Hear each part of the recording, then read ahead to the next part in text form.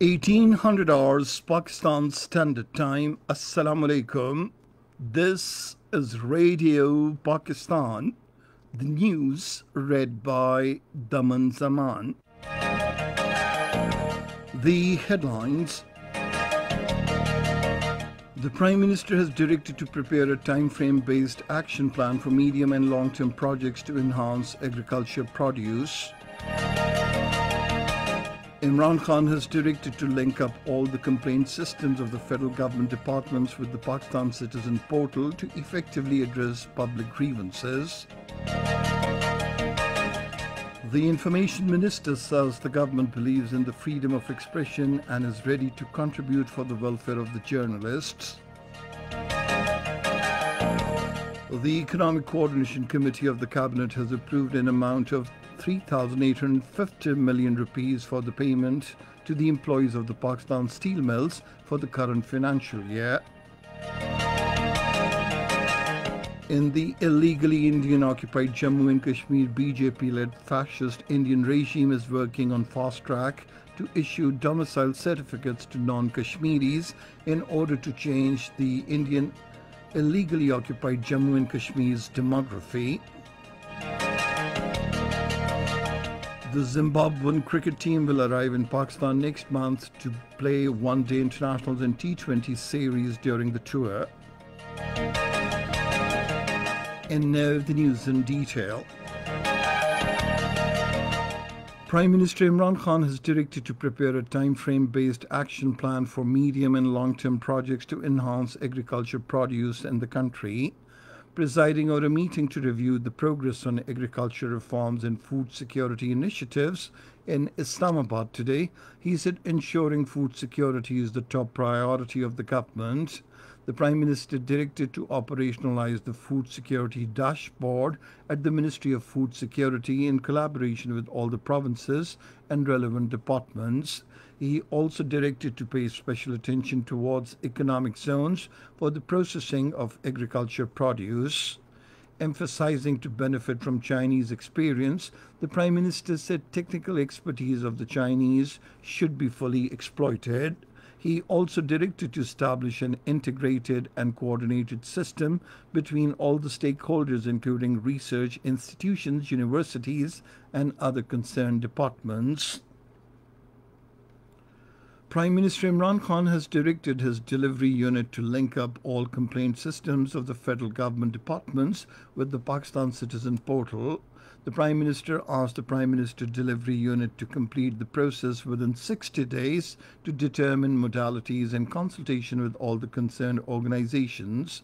According to the Prime Minister Office, 33 complaint cells of the federal departments will initially be linked to the Pakistan Citizens Portal.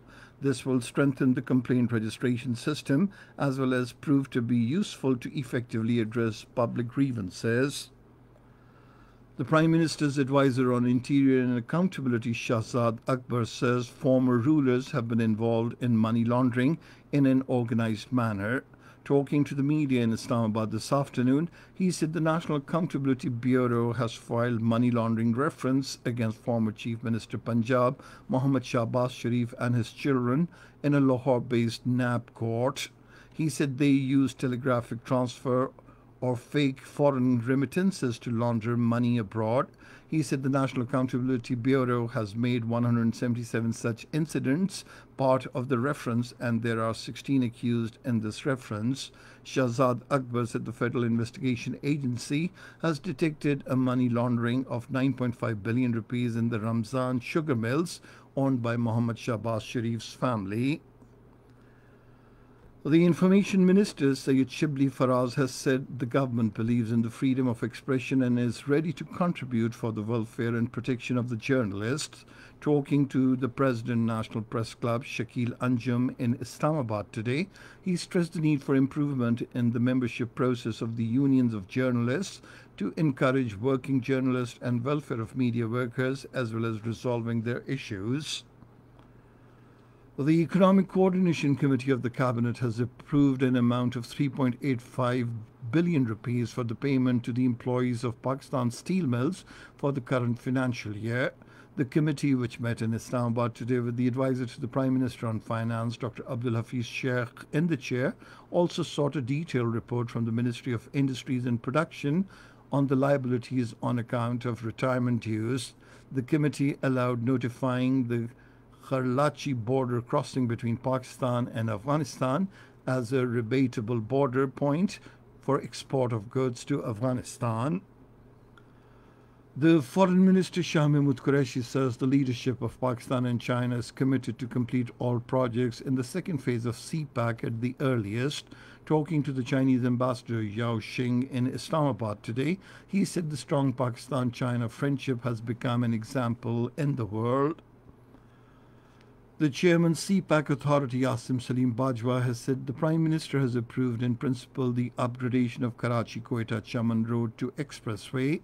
In a tweet today, he said the 790-kilometer expressway will be constructed on build, operate, transfer basis. He said the process has been started to hire a consultant for feasibility study of the project. This is Radio Pakistan. The Speaker of the National Assembly, Asad Kassar, has invited Qatari investors to benefit from the conducive environment of investment in Pakistan. Talking to the ambassador of Qatar, Sheikh Saud bin Abdurrahman bin Faisal Asani in Islamabad today, he said projects under the umbrella of CPAC will open new horizons for development in the region. The speaker said cooperation between Pakistan and Qatar in the energy sector has helped to meet the energy deficit in the country. The ambassador of Qatar, Sheikh Saud bin Abdurrahman bin Faisal Asani, said Qatari investors want to bring investment to Pakistan in all sectors, especially the energy sector.